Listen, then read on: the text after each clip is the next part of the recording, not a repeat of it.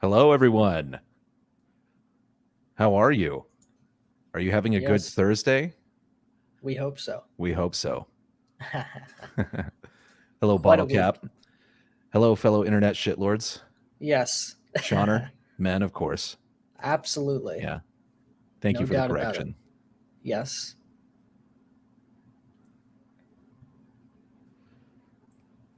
Oh, All right. Yeah, a lot of shit happened. Thankfully, not to us or about yeah. us.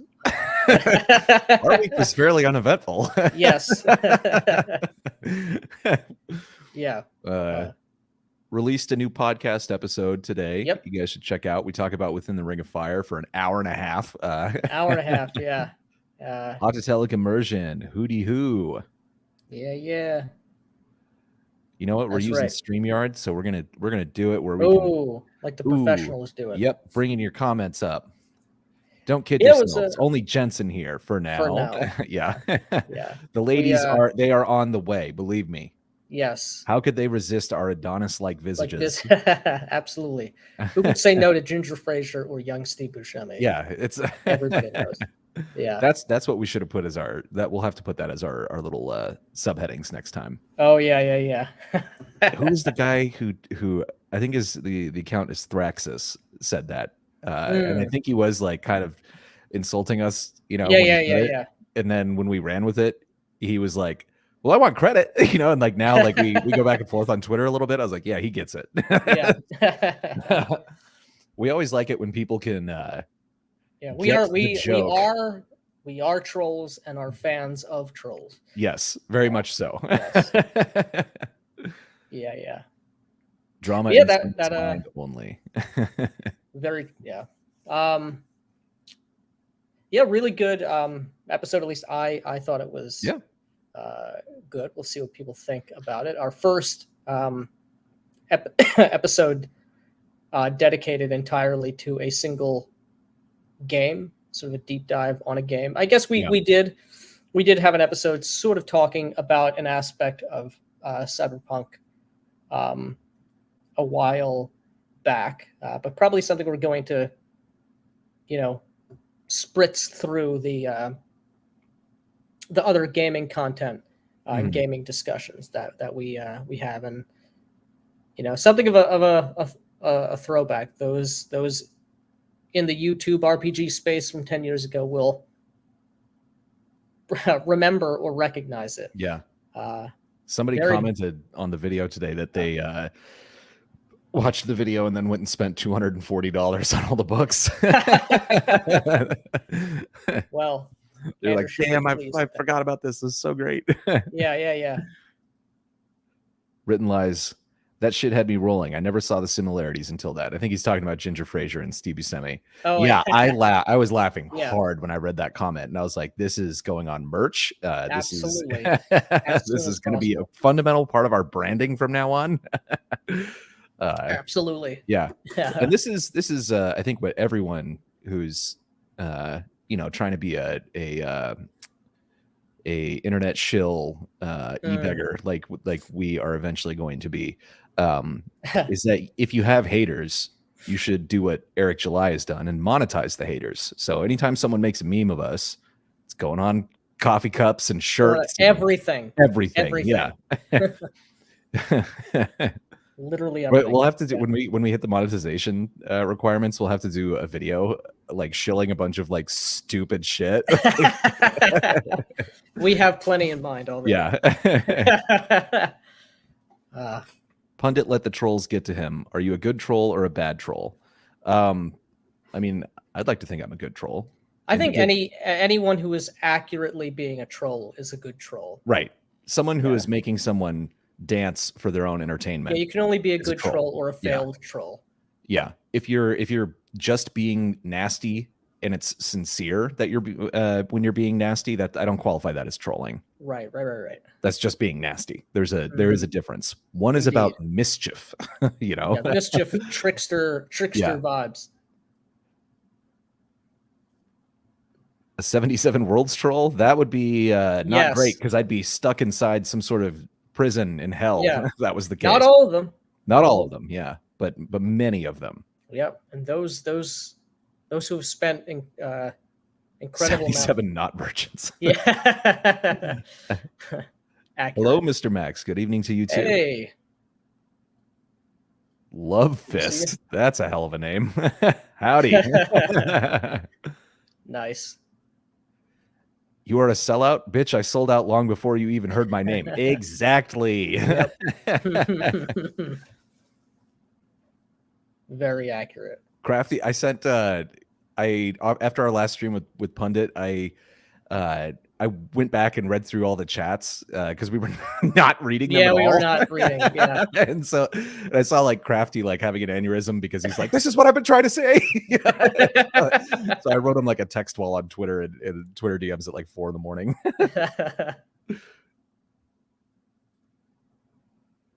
Embrace the hate? Yeah, pretty much. There's no other option. Like, what else are you gonna do? You can let it get to you. Yeah, you can let it. You can you can let it get to you, and you can let it allow you to make a fool of yourself. Yeah.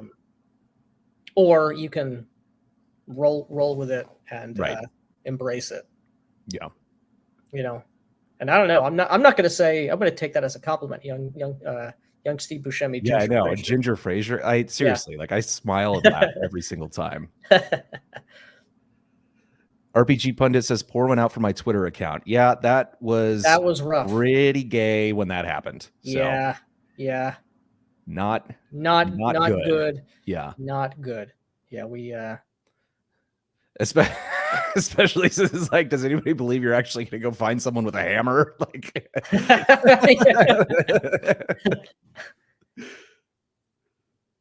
Stargate Mind. Hi guys. How's it going? That's a hell of a smile you got there. Yeah.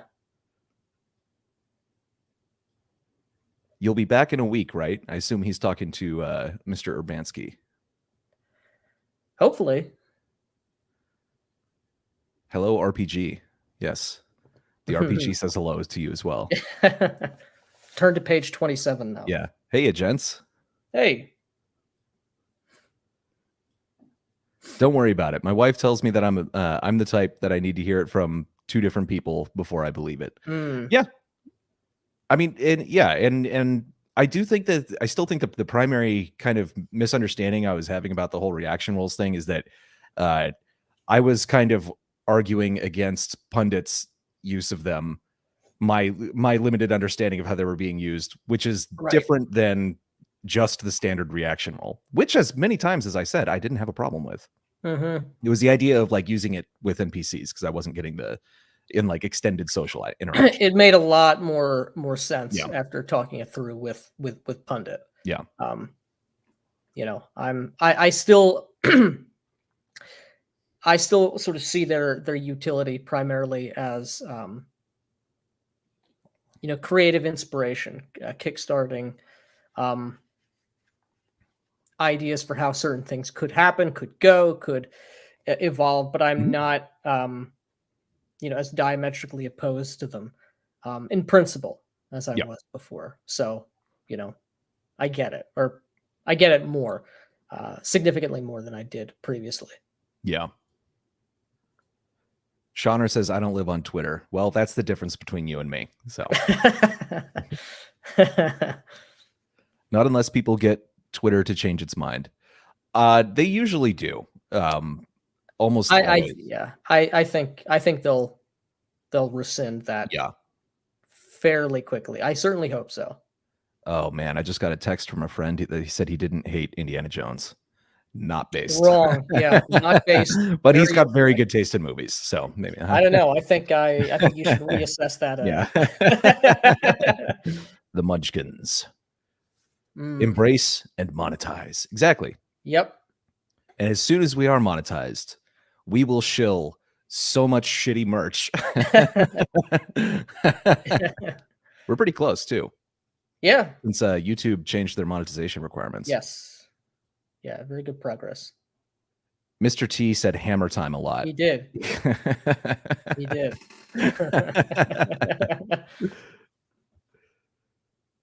Two weirdos into Chad bodies.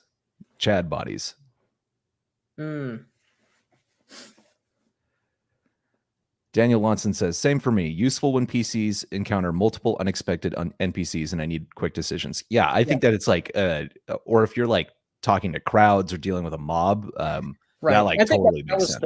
That was the take from the beginning. Certainly, yeah, we're open to it from the get-go, using it for, like a mob or a crowd or a larger group, like you say. So yeah, very much agreed. This one reminds me of the whelp in the movie Earthquake, who was into muscle men. I don't think I've seen Earthquake. Yeah. Too many. Sounds accurate. All right, I'll bounce before becoming nasty. Have a good night. Have a good night, Max. Have a good night.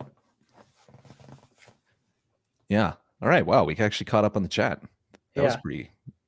That's wild. Look at that. Very quick, very very swift. But I wanted to I haven't commented on we'll see if Crispy joins the chat or not at some point. I wanted to comment on his he had some recent setbacks on his latest I didn't session, which is unfortunate, but these things happen. Yeah. These things happen. You can't have an A game all of the time. Yeah. So, Crispy, if you watch this later, if you're not joining us now, definitely don't get too discouraged. These things happen. Just blame your players. No. That and do what it seems like you're doing. Like, take a step back, reassess. What do you think? What felt good? What didn't feel good? Try and identify what the fail point is, if indeed it is a failure. Yeah, and like, and don't overanalyze it too. And don't overanalyze it. Yeah, because you've been on a good run, which would heavily imply that you're doing the right thing. You've got the mindset. It might just also have been a weird night, like weird things, low energy. Yeah, low energy, or sometimes, again, just like the real world, sometimes, a lot of times actually, the events which naturally, organically are taking place may not flow as easily in like a scene order, or you may have had to bounce back to, there's a ton of things which, through no fault of your own, could have sort of skewed it one way or another. And but the more you run into those situations, the easier it'll get. So chin up and keep the faith. Yep. How can we provide psionics that are in opposition to magic? To me, 5th edition D&D needs psionics to increase its threat levels. Thoughts? I don't know. With regards to 5th edition, I'm not sure. I'm not an expert on 5th edition. Psionics for me, as a separate magic system. I've always been. I like the idea of psionics. I don't think I've ever seen them done well in a way which really got my imagination flowing. But I know some people really that's their that's their jam. So it might be a preference thing. I like the idea of psionics. I honestly haven't played any games that use them outside of like reading a bunch of Dark Sun material when I was a kid. But it's not something that's come up for me. Yeah. I'm also curious what you mean by in opposition to magic. Do you mean just like a separate magic system, or something that in the world is like there's an antagonism there between psionicists and wizards or sorcerers, magi? That would be an interesting setting idea, different legitimately opposing magic systems. Psionics is magic without calling it magic. Yeah, I mean, it's different thematically, but I mean, you're shooting lasers out of your brain, conceptually speaking. Right. What mechanic needed to go in within the Ring of Fire? The boost or the explosions. So the explosions are exploding dice are explained. The boost is referenced a bunch of times, but never properly defined. Right. It's missing the speed mechanic, and although Target numbers. it makes sense that you are trying to exceed a target number with the dice and your attributes, blah blah blah. The ranges of like what is a standard success, what is considered very difficult, what's nigh impossible. None of that is really gone over. Right. Unfortunately. Right. Yeah. We're going to be bringing Ander on to the stream relatively soon. We haven't worked out any details or anything yet, but we definitely want to have him come on and get that elbow going. Yeah, the people's elbow. Yeah, the pile driver from the top ropes, etc. Other wrestling phrases, and hopefully get him back into making games. Yeah, I mean that would be nice, right? I mean he was the first and the first and still loudest, I think, proponent in the RPG space for, imagination. Yeah. You're definitely something we agree with fully, but yeah, it was sort of a moment in time. And would love to see a resurgence. Yeah, for sure of that. If for no other reason than selfish purposes for myself, because exactly, there are gaps that I want for me. Screw everybody else. Yeah, and I love that game so much, and I want I obviously it's like I want more content for it, but I want like the quality, like a real edition of that game that where it can like really sing, and yeah, it deserves it. Yeah, someone in the comments on that video said that he could probably make a killing if he released this as like an OSR product, and used OSR rules. Probably could. Yeah, I mean, I like the rules. I like the 2d8 exploding mechanic. It's super fun. Yeah. I mean, when you strip it down, it is using like a D&D logic for the it's like die roll plus modifier, attribute modifier plus skill if you have it, right? Versus target number. So that is the same, but there is something. And you have like a static defense value. I think it's a little bit different than armor class. It's a little bit different. I mean, but you could still, if you wanted to, you can slide that in. As a minor bolted on, nuance to the AC mechanic. But I would. You were just saying offline what I think is any sort of courting with the OSR, it should be done as a setting book. Yeah, there's no reason you can't run this. Right.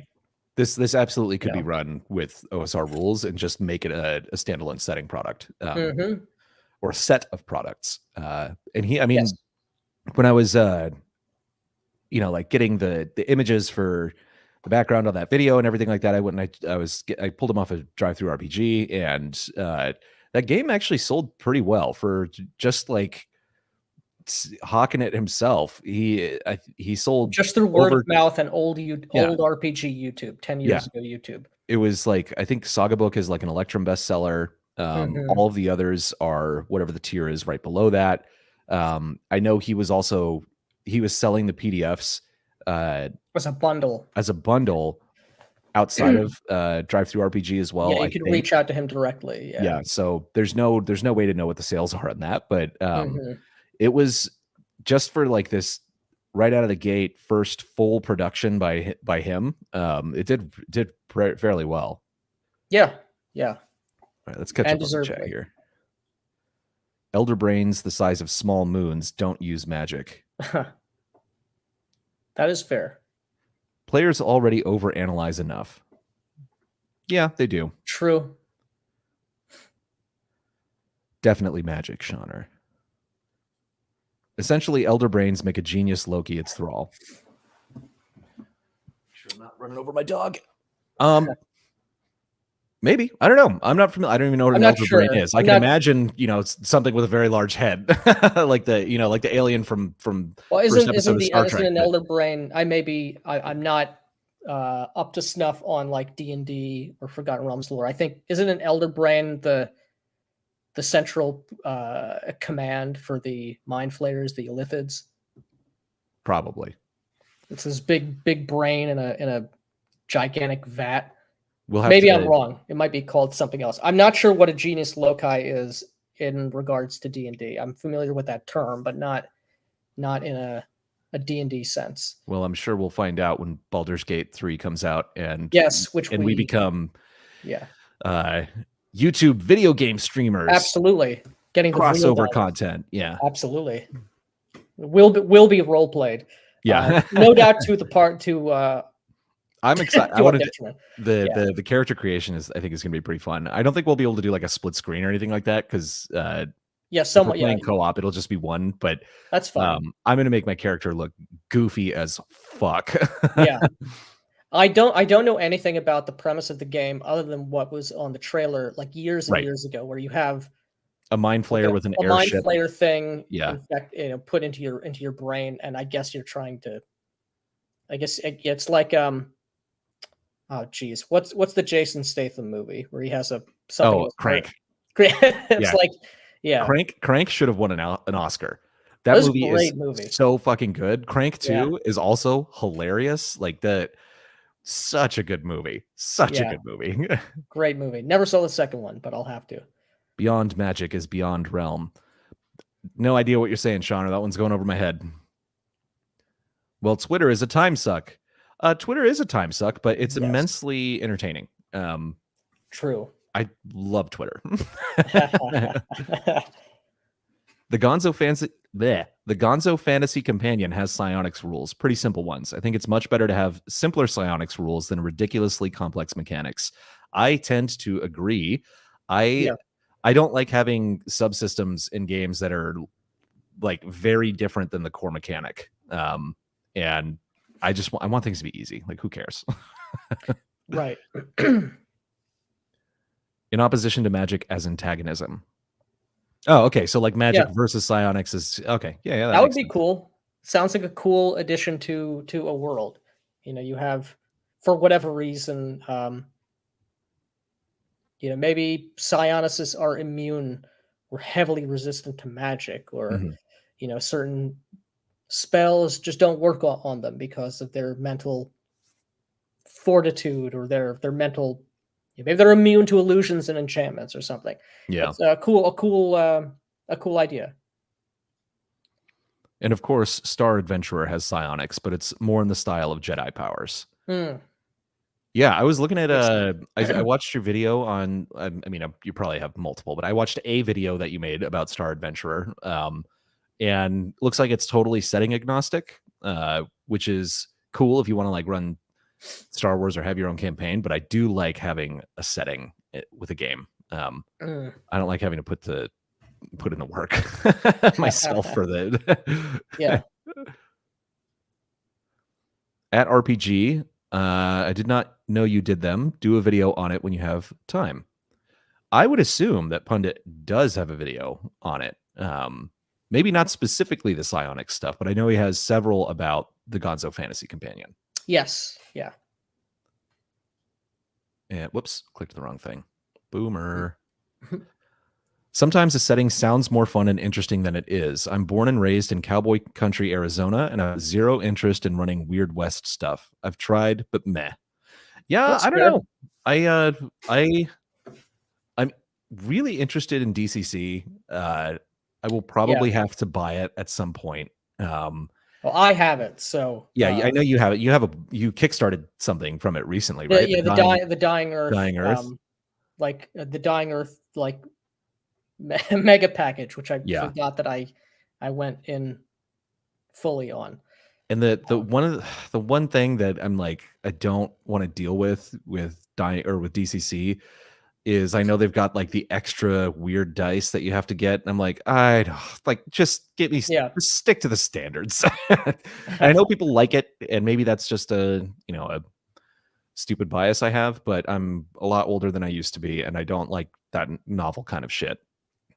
I want things to be simple, goddammit. I just want to get in and play. There has to be a very a very good reason Yeah. for it. Like I know it's contentious. I to some people it's contentious. I like the Fantasy Flight game narrative dice for that version of Star Wars.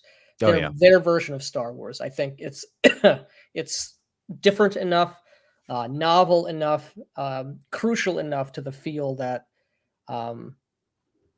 of play that that game is designed to put over. That Yeah. that's a barrier I'm willing to cross. But Yeah, and the reason I brought up not for most BCC things. here is because there is like the Weird West setting for it. That's why I. Right, So we're not right. ignoring your thing about the West. I just Yeah. my train of thought went in a I'm different direction. interested. I mean, I suppose I could understand someone in Arizona not Yeah, not wanting to more of the same, more yeah, oppressive heat, more tans and beiges, et cetera, et cetera. yeah, But yeah, you are right. Sometimes the setting does sound more fun and interesting than it is, or I find there are settings and worlds that I like, but on reflection, sometimes the thing which draws me into that world is not something which is easily translatable or even pertinent in um, a gaming space yeah, or in a campaign, let's say. So definitely agree with you. yeah. Crispy could have run into that problem with the setting because he's Mm. running Weird West at the moment. Oh, okay. Yeah, simple psionics, no PSP, no spell slots. Mm. Yeah. Having a YouTube audience, what the fuck? Unheard of 12 years ago. Yep. Yeah. Wild. At Autototelic, did you ever play Boot Hill? Where do you live in Arizona?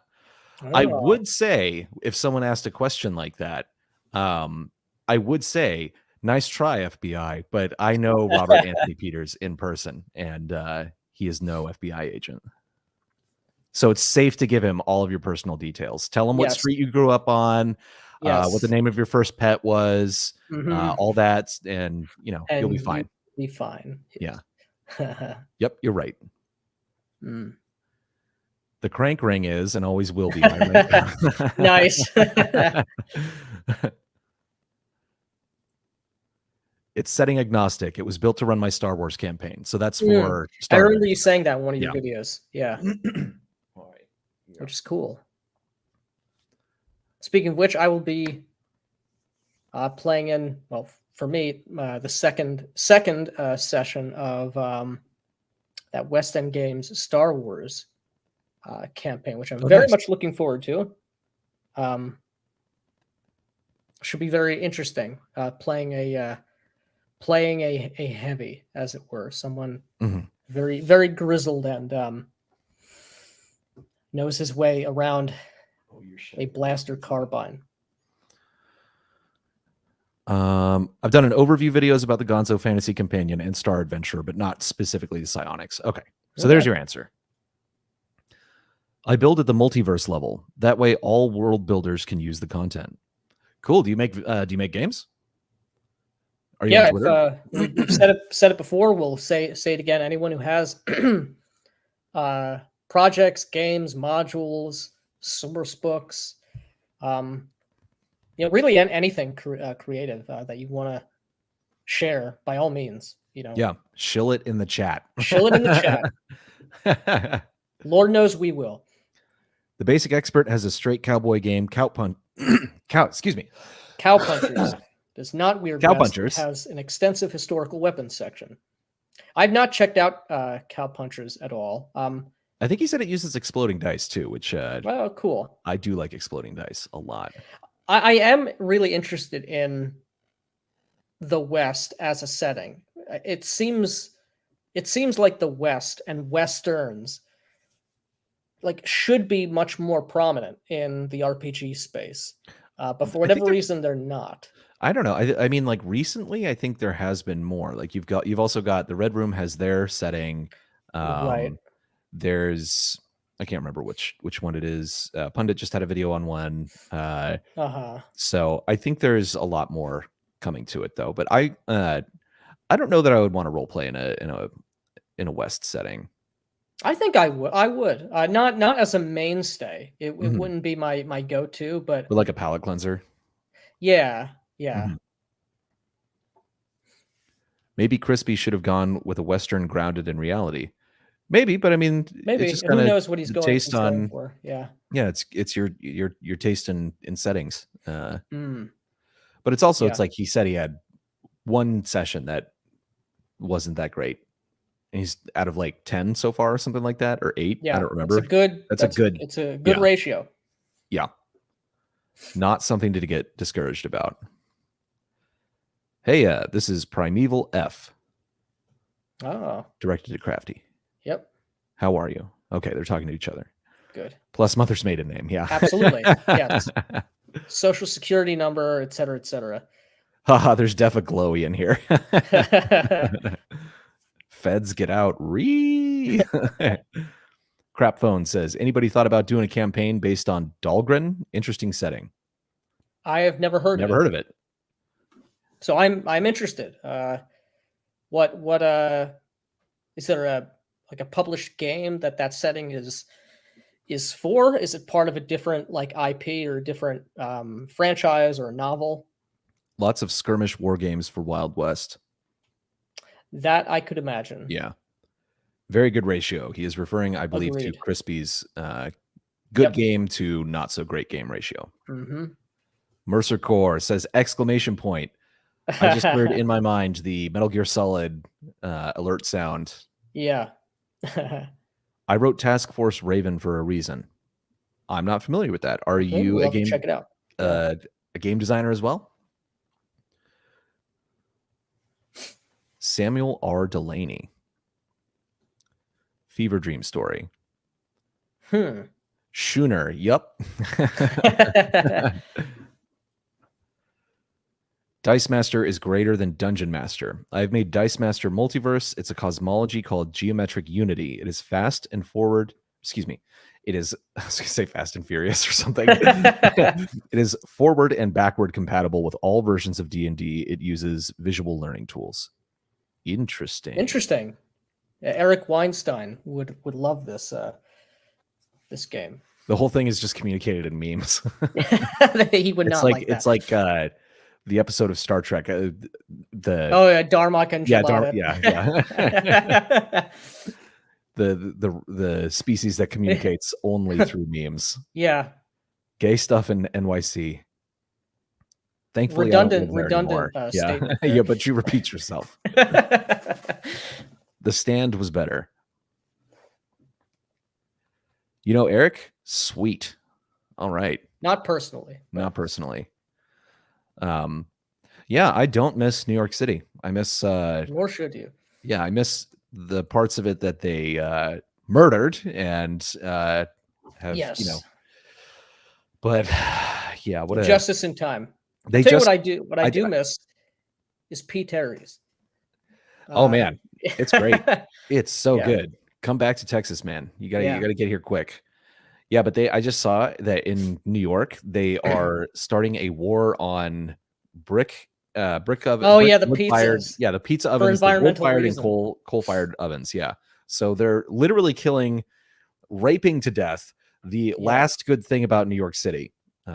Is its pizza. Yeah, and when I moved to New York, I was like, yeah, the pizza's good, but it's not like nothing crazy. And then like after years and years of just having like easy access to what actually is amazing fucking pizza on every corner and having pizza elsewhere, I was like, holy shit, the New Yorkers are right. Especially in Texas. Oh my God. The pizza here fucking sucks. And all the Texans are all like, I don't get why you New Yorkers like pizza so much. It's just pizza. It's not that great. It's like, that's because you've never had pizza. Like, it's your pizza is trash. Yeah.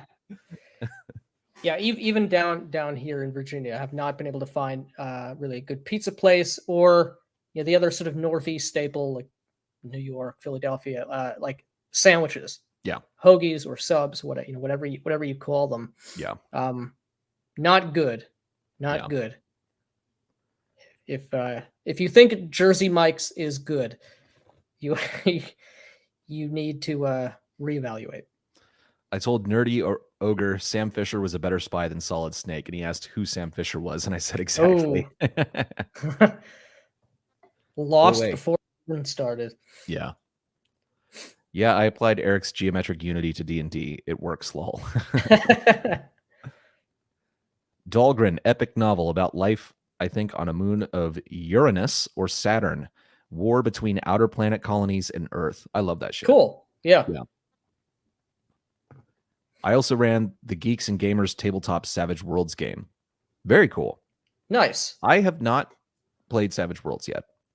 So Steve Fillmore, who occasionally stops in our chat and occasionally comments, and plays in our cyberpunk game. Which is not over. It's not over, which had weird it's just scheduling issues. Everybody's traveling at different weekends, and is what it is. But I'm on every other Friday, so he alternates with the Star Wars game. I'm playing in his Savage Worlds Supers game, a setting of his own devising. Really good. I think Savage Worlds works excellently for that particular genre. I do question whether or not I would have as good of a time with Savage Worlds in a different genre, particularly a horror genre or a fantasy genre. Yeah.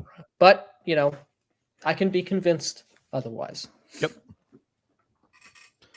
The pizza in Florida sucks. Even the people who claim to be from New York sell trash. Yep. Ooh. New York deli food. It is really good. The food in New York was amazing. But here's another thing.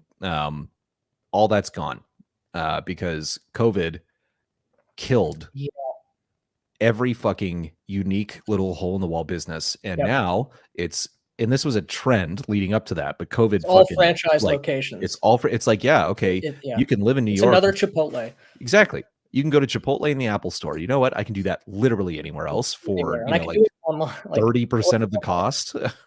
Yeah, it's the exact same thing in Philadelphia. All the cool bars, all the really cool individually owned restaurants that had good or interesting or unique menu items or different ethnic foods, different like takes on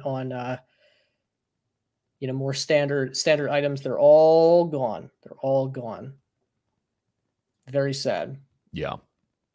I played a non-fantasy Western using Ubiquity, the system from the Hollow Earth expedition, using a free fan-made Old West hex supplement. It ran great, and the supplement is free. Nice. Good stuff that's free is awesome. So Runeslinger talks about Ubiquity a lot. It's one of his most favorite games, and I think Ubiquity also uses weird dice. I had years ago, I hope I still have it. It's at the house in New Jersey, if I still do. I had a game, I think because Runeslinger had mentioned it, a game or primarily a setting book, sort of a post-apocalyptic fantasy setting called Desolation, which I was very interested about, but unfortunately didn't have anybody to play it and very quickly forgot about it. Ubiquity is something I know basically nothing about other than I think it has strange dice. But Runeslinger has very good opinions. I've watched his stuff for a very, very, very long time, and is a setting or is a system I really want to try at some point. Yeah. And I think I actually had the Hollow Earth expedition. I think I got it randomly. I think no one told me that year of Brigade Con that I played in Crypto Locker, that we met for the first time. I think there was some sort of raffle. If you bought tickets, you could get Hollow Earth Expedition.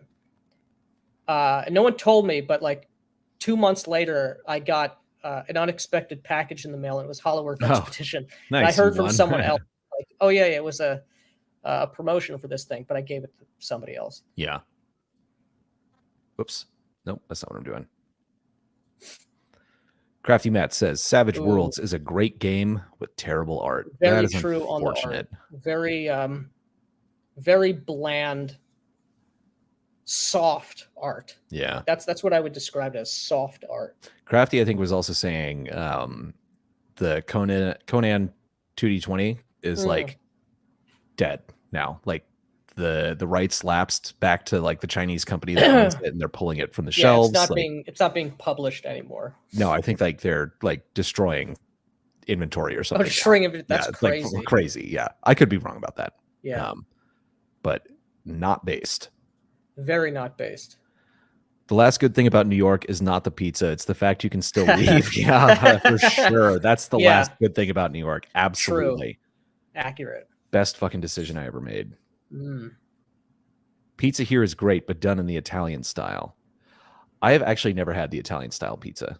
I've had all the variations of New York pizza, like the grandma slice and everything that you could have. The only thing I should have done, and I should have done it in the first few years that I was there, was go to DeFara, which is like was the best pizza place on earth, apparently, for ages. And it was just this like old 80-year-old Italian guy making the pizzas.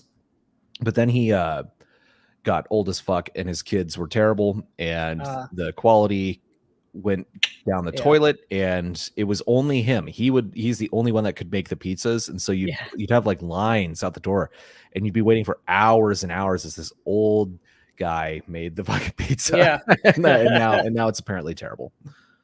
So very sad. I design as an ace for Savage Worlds, and Matt is correct. Nice. Very cool. Chicago pizza or get out. Chicago pizza is tasty, but it's not pizza. Yeah, I do not like. Yeah, not a fan of Chicago style pizza or Chicago style people. Crafty Matt, I am a fan. Nice. In Massachusetts, I was thinking Mass isn't like going to church. In Mass, every small town has 1 to 5 famous houses of pizza run by Greek families, and all of them would sell the best pizza in Florida. Yeah, there was I lived in a very Greek-heavy portion of New York, and there actually were some really good pizza places run by Italian or by Greeks there. They are, of course, filthy, savage animals, but what are you going to do? Not everyone can be a human. True. California pizza is too crafty. I grew up in California, and the California pizza is far and away better than everything that is in between California and New York. Would not know. At RPG Pundit, you got to roll up your sleeves for real Italian pizza, but so good if the churse. I think it's supposed to be cheese. Or maybe that's an Italian word. I don't know. I'm a Philistine. Don't know. No, Ubiquity plays using any dice. Runeslinger was going to play in the Western game, but he couldn't make it due to time zone. Yeah, that has to be rough getting him wrangled in for anything. He's in Korea now, right? Yeah. Yeah. I guess I don't know what that is, 12 hours away. Yeah. 11. If the mozzarella is fresh. So he was talking about cheese. So there are over 1,000 free D&D PDFs online. You can literally download the entire D&D multiverse. Yeah, I mean, you can usually find pretty much any game online for free if you know how to look for it. But, yes. But fortunately for people who publish RPGs, I have Jean-Luc Picard syndrome, and I prefer having a physical book. Copies. Yeah. True. Yeah, same. But I also do, if there's a bundle with a PDF, I always get that as well, because the PDF is very useful.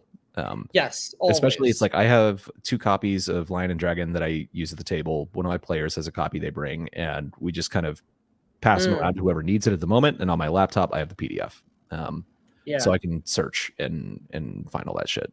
Oh, how did the latest session go? It hasn't happened yet. We had got it. Last week then. The married couple got sick and could not make it. So lame. What's next week? It won't be next week. It'll be the week following. Got it. Okay. I think the 9th, maybe it is next weekend. Either way, it's coming up. Yeah, it's coming up. Yeah. I hope you didn't get rid of Hollow Earth Expedition. It's not easy to come by. I think I'm trying to remember where it is. It might be in Philadelphia with Lou. Mm-hmm. In fact, that is probably where it is. Girl boss art. Oof. Pass. In Savage Worlds. Yeah. Yeah, there's a lot of that.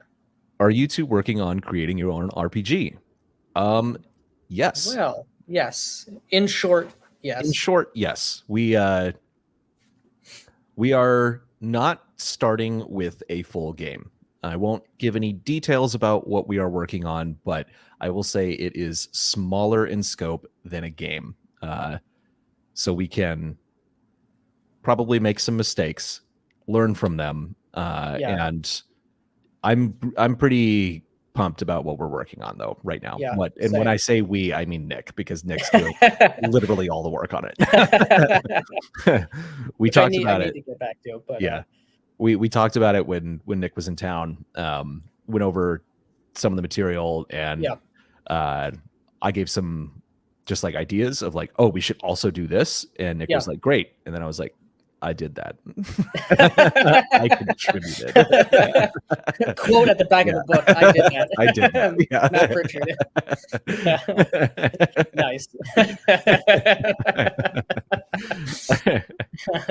But that'll very, very cool things that we have our minds set to. So, yes.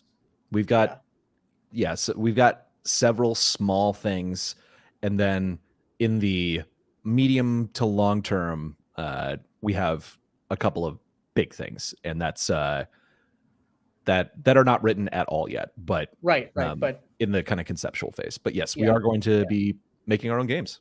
So if you like, or conversely, if you absolutely hate what we have to say, then you definitely need to buy our shit and then roast it as much as possible online. We would hate it if you did that. Do not do that. I recommend Leagues of Adventure from Triple Ace Games, where Runeslinger is the editor. Yeah, it contains all the ubiquity rules, which Hex has scattered across 3 books. Yeah, Runeslinger has a far more a far deeper personal preference to pulp than I do. I think I'm not opposed to the idea in theory of playing a character in a pulp setting. For me, like it's a taste thing, right? It really, because we talk a lot about immersion, and it can take me out when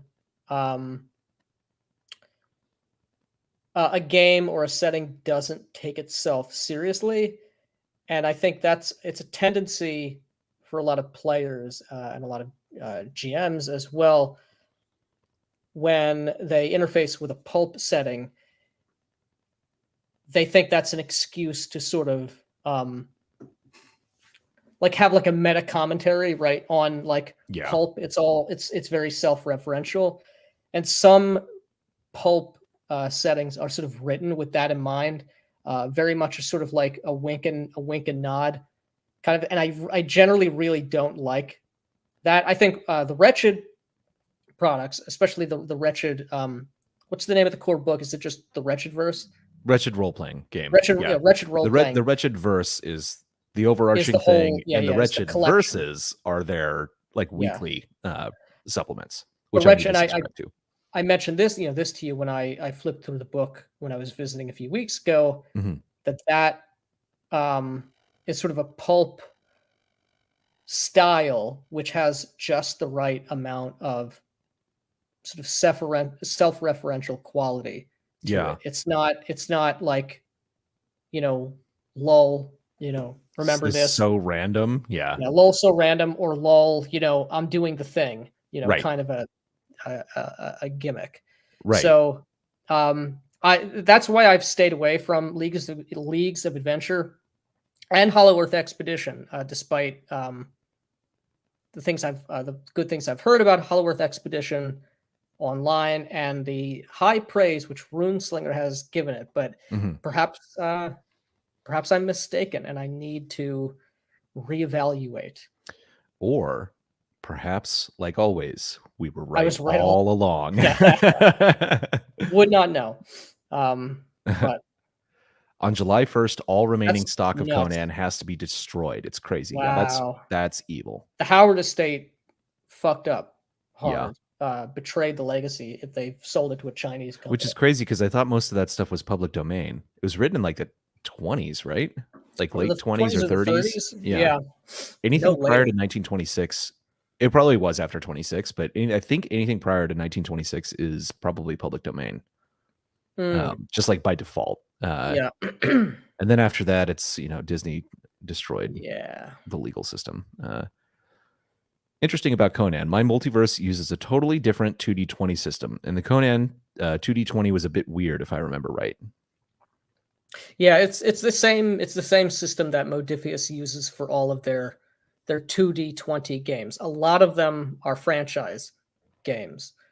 Like Conan is a franchise. Star Trek, I think, was the first game that they used. Mhm. They rolled out the 2D20 system. They have a John Carter of Mars game. They have a Dishonored game from the video game Dishonored, Dune, Alien. No, Alien doesn't use 2D20. Alien uses the free league, the like Mutant Year Zero D6 Mhm. dice pool. Yeah, it's interesting. I think I'm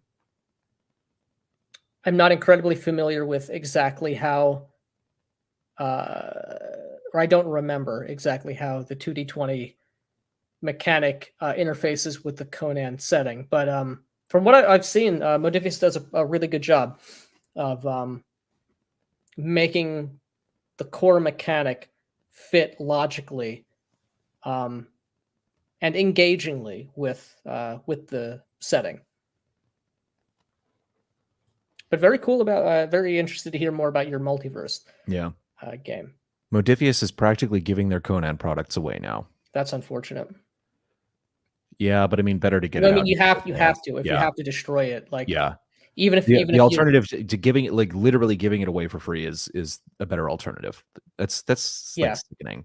yeah SoCal sucks, except for the Mexican food. Big true. It is the best Mexican food you'll ever have. Also big true. And that's just because SoCal is basically little Mexico. Yeah, 100% true on all accounts. yep Oh my God, the Mexican food, even in Northern California, the Mexican food is great. It's so good. You have the best produce in California.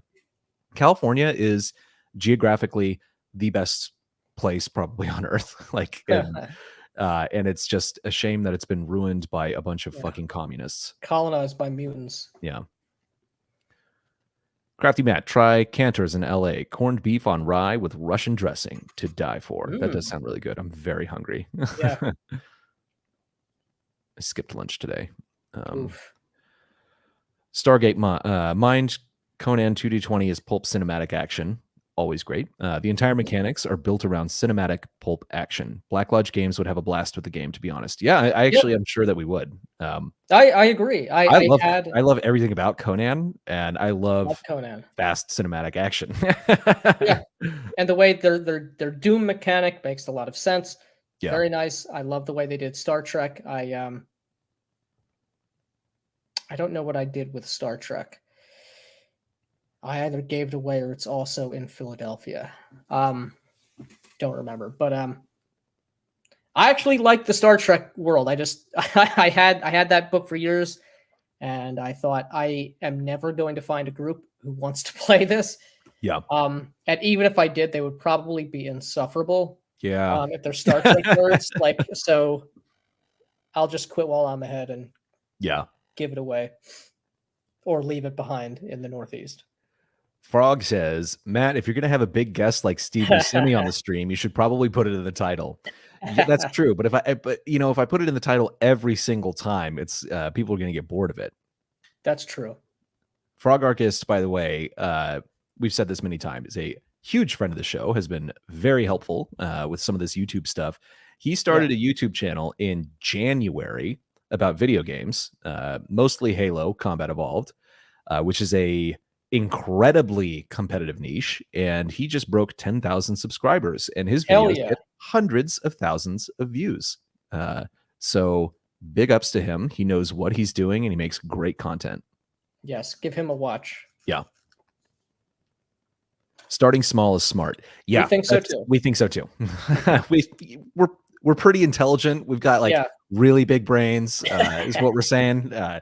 No, we don't want to jump into the deep end. There's honestly a ton to learn. There's still we're still learning on YouTube, to be honest. But there's you don't want to put everything out there all at once, I think. And also, frankly, we have a lot to say, and we don't want to wait forever to collate it all together and deal with all of the logistics of it when we can do a deep dive on something and put it out there much quicker. And at some point as well, we probably will. We don't have any plans or ideas for this yet, but a weekly kind of cheap PDF type of a thing, like Pundit Presents or like the Red Room's Wretched Verses, that will probably happen at some point as well. And we will of course announce that, but there's nothing cooking on that at the moment. Because we are corporate slaves. Sadly true. Which is why you're all going to have to buy so much of our merch. buy our hate merch when it comes out. It's going to be great. I've heard that, Crafty. Good point. Crapphone says, rest assured, when you bring out your game stuff, the chat here will point out all your mistakes and call you Nazis. I don't know. Nobody's called anybody a Nazi in our chat yet. And we would prefer if they didn't. Look for that on my system. Embrace the hate. Buy our stuff. Exactly. This guy gets it. Written Lies knows what we're talking about. Consume. Watch Raiders of the Lost Ark. Play Pulp RPG. Raiders of the Lost Ark is a classic, fantastic movie. The best, my favorite Indiana Jones movie. Although I did just watch Red Letter Media's review of Temple of Doom. I love Temple of Doom. I like Raiders is the superior movie, but Temple of Doom is so good. It's very fun. Raiders. I need a setting to take itself seriously. Good point. But that does not eliminate humor. I mean, case in point, Temple of Doom. Yeah, exactly. And that's the thing. Like, you don't want to watch a movie where the actors are in on the joke, of the setting and the goofiness. That's terrible. A great example of doing this well is Galaxy Quest, which is a phenomenal fucking movie with Tim Allen and Sigourney Weaver and a couple others, big names. That is a parody of Star Trek actors that get abducted by aliens who think that these broadcasts of the show were real and they can help save their civilization. It is hilarious, but all the actors take their parts seriously within that movie, and that's why it's so funny.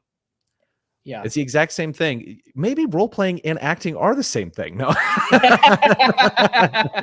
no. But if you take your game a little bit more seriously, you get more out of it. Same way in like in the movies. I'm a bit of a 2D20 expert. Nice. Right on. They're just grifters that will say whatever it takes. Yeah. Pretty much. Yeah. But we're honest about that. No, we're not grifters. We are trolls a little bit, but we say we mean what we say, and we also like it when people dance for us occasionally because it's very fun. Yes. Mexico City has the best Mexican food I've ever had. I think that kind of makes sense. I would imagine so. I would hope so. Yeah. RPG Pundit, try your luck in Merida in the Yucatan. Had some great meals and small restaurants off the beaten path. The fish can be breathtaking. I would also imagine that to Yeah. be the case. I would also not go off the beaten path in Mexico these days. Yes. Woohoo! Frog Artist. Yeah, man. That's right. Your channel is getting a bump from us. The Black Lodge bump. Yeah. Haha, no shit, pundit. I mean, outside of Mexico, best Mexican places are often hole-in-the-wall places or the trucks that just park for a day. Yeah. 100%. Mm-hmm. I had great food when I was in Tulum back in my university days. Nice. Where's Tulum? If only there was some means of finding out. So I gather that immersion is a primary goal for your RPG. Care to share your methods and mechanics which facilitate that? I would say no. We're still thinking about it. So right, but you can definitely, glean our methods and certainly our mindset, our priorities at the very least, by tuning into the podcast. Yeah. And buying our merch. No. And buying our merch. If you want to really know our if thoughts, you really wanted it, if you really want the best advice, you have to buy our t-shirts and hats and things. When you wear it, it helps you get into character and know. Yeah, but we like I was saying at the start of the stream, we did our first sort of like spotlight, RPG spotlight on a particular game, and we're going to do more of that. It's not going to be the primary thing, but calling out or calling attention to mechanics that either do or don't promote an immersive style of play. And that would be one mechanic we didn't touch on from that game. We probably should have was the system of passions, which basically it's like it tracks your love, your hate, your piety, these major kind of things in the game world. Those have mechanical impacts, and so like your level of piety is determined basically upon how well you role play, your adherence to like the religious code that you follow, and the ways, basically the way in which you play your alignment, I would say, because I think the alignment in this game, alignment is whatever the religion is that you're following, and it's that can increase or decrease, not randomly, but based on your the GM's discretion, based on off of your character's thoughts and behaviors, and that determines if you're a cleric, of which there are several types, then that actually determines, that has mechanical impact on whether you can cast spells, if you I think to what extent they are effective. There's also like your hate rating, there's love and there's hate. Yeah, those tie into like the advantages, which are kind of like they're not abilities, they're not feats, but I'd say they're like kind of like they're like merits. I think, I mean, from a D&D like perks, from a D&D metaphor, feats is the simplest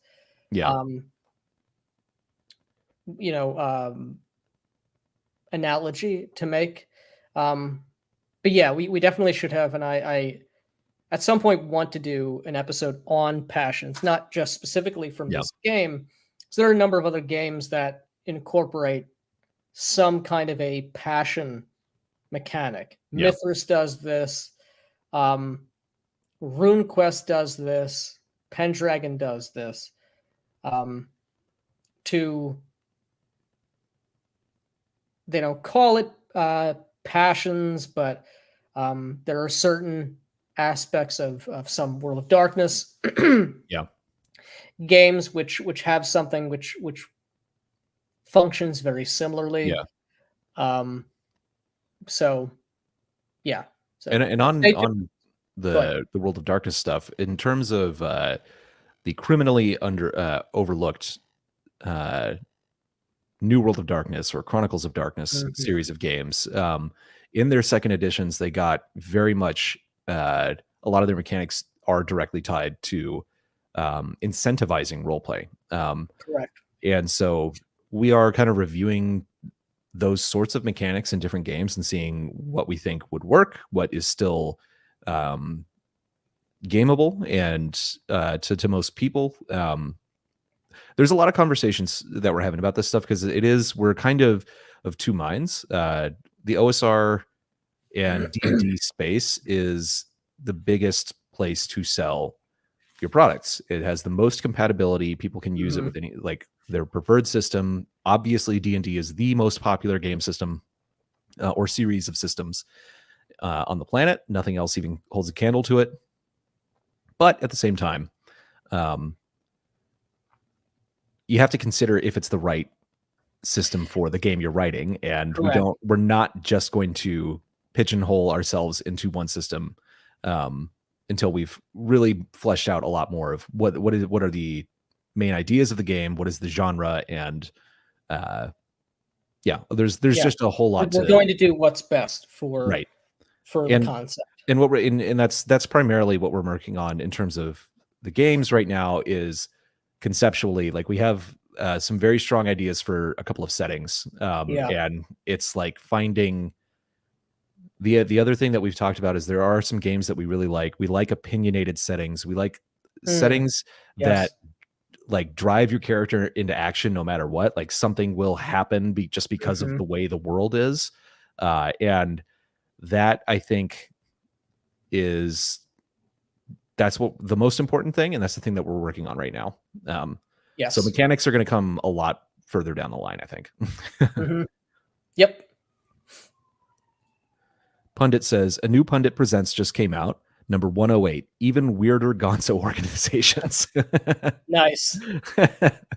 I use Raiders of the Lost Ark's truck chase scene to put 2D20 mechanics into context.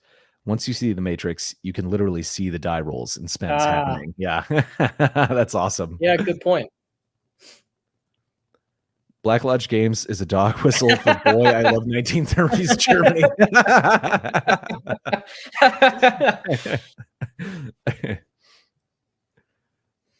Thraxis. This is the gentleman who came up with, I believe, with Ginger Fraser and young Steve Buscemi. So we much appreciate that, sir. Yes, sir. Yes, Galaxy Quest is the best Star Trek movie that isn't even a Trek movie. Absolutely. It's so good. It's so good. The issue is 100 setting content, no mechanics, so not for everyone, but it's only $2.99, so what do you have to lose? I like setting. Setting is the most important thing to me in a game. Yep. Like, by far. Yeah, agreed. Unless your mechanics are so bad that it's an unplayable piece of dog shit that nobody wants to play. Like, and that's a different case. But for me, if the game is playable already, then the setting is the most important thing. Something I want to do. I've seen it on the shelf at the game store I play at. I've seen it there for months, and I remember the only game that had mechanics which made me actually angry, like furiously angry. I played a one shot at Gen Con one year of The Dark Eye, and maybe I'm misremembering. Or maybe I was just stupid and wasn't understanding. Well, I wasn't stupid. The GM was shit, which goes without saying. Many such cases. Yeah, many such cases. And the players were actually not as bad, but they were also trash. But I remember in my mind, what I recall is having to roll dice multiple times to resolve a single skill check. Like, fuck you, whoever came up with this, you asshole. Like, of course, this would be the most popular, or so they say, the most popular fantasy game in Germany. Yeah. Oh, okay. So he said, not you guys, the California politicians, in response to they're just the grifters. Oh. They'll say whatever it takes. Okay, where were we? But I want to buy that game. It's on the used section, and I want to see if it's as bad as I remember, and I want to trash it on this channel if it is. And for this one, it's supposed to read, The issue is 100% setting content. Yeah. Right. The redesigned 2D20 matrix I made is a single-page mechanic to fuel a multiverse. There is an elegant design potential when layering superiority dice. Don't open that. Is there air? You don't know. Are we talking about the Ark, possibly? I don't know. This is the thing about chat is like we start talking and you guys are all responding in real time, and then like 5 minutes later we're like, what the heck? Like it's like, what is this cryptic message? Yeah. Passions was a really bad teen supernatural soap opera. Yeah. And also a very depressing yet beautiful musical by Stephen Sondheim. So that's my theater kid knowledge for the day. And the perfect name for your RPG. It was even on NBC, so Frasier will fit right in. Drax has got jokes. I would be interested in a copy of that. Stargate. Link up with Crafty. Get those games out there. Yeah. Within the Ring of Fire is so good. It is indeed. It is. It's so good. I've played it so much and I love it. And I kind of want it, like after talking about it, I was like, I really want to play it again.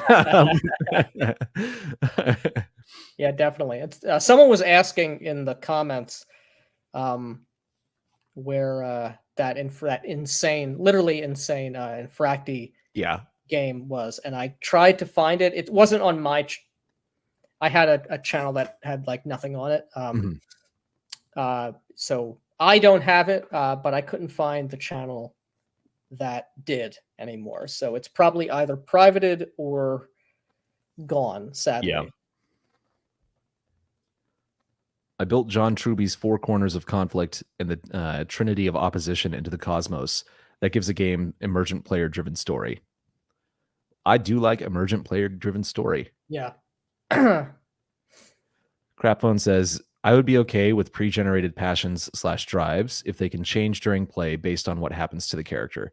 Yeah, that's exactly what it is within the Ring of Fire. I think you start with like a base number of passion points that you like distribute it between your values, and you can take advantages that might like give you an additional point at character creation or whatever. But it is from there, once the game starts, it's all based on play. Yeah, and you do just like it's kind of like alignment, moving around the alignment chart based on your behavior. Yeah, you do choose. I forget what it is. There is a pool of passion points. Some species have some things which are locked in, like ogres. They're created by the god of rage, and so their hate is like a minimum amount as a byproduct of their psychology and their physiology. Yeah. I like my RPGs to not include eyeliner in the box because he wants to choose his own color. Fear/courage matters. I dislike the notion of the PCs being de facto always brave, always cool under fire when facing serious danger. But most players hate their PCs being too fearful to stand and fight. Yep. Yeah. Yeah. Very true. Typical player behavior, not leaning into any weaknesses. Yeah.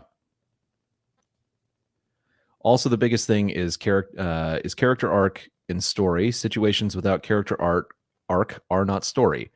Enneagrams give RPG players the one-word descriptors to roleplay characters with ease.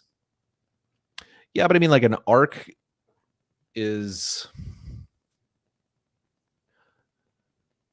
An arc is like something you kind of have to pre-plan, or is like I don't know. Characters. I mean, he's right in that a character arc is the most important aspect of a story.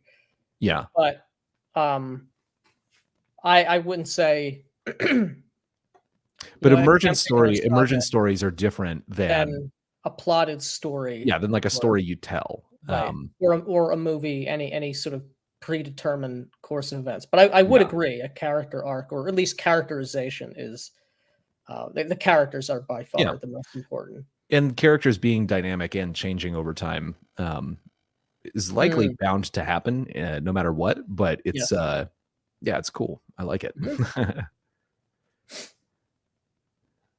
At Thraxis, it's okay if the game is set in dynastic Egypt. You kind of need it For the then for the eyeliner. eyeliner. Yeah. Yeah. You always have to formulate your design goals first. Very Yes. true. Very true.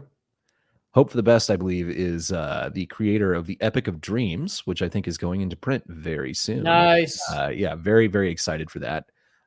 You can go check out the Epic of Dreams on Kickstarter. I think you And you might. should. Don't quote me. You might be able to continue pledging. Kickstarter's been done for quite a while. It's like finally crystallized and the product is coming out. But very interesting game. We did kind of a sit down offline and looked through it. And a lot of interesting ideas in there, some stuff we disagree with. We will eventually do some sort of a video treatment about that game. Absolutely. Yeah. And it will once it is out and available. Once it's out and available, and I have my Jean-Luc Picard syndrome satisfied, and I can read it. But it's it's like there's a lot of stuff in there. So it's gonna take a while to like think about. Sure. Another instance of very high creative output, I think. Yes.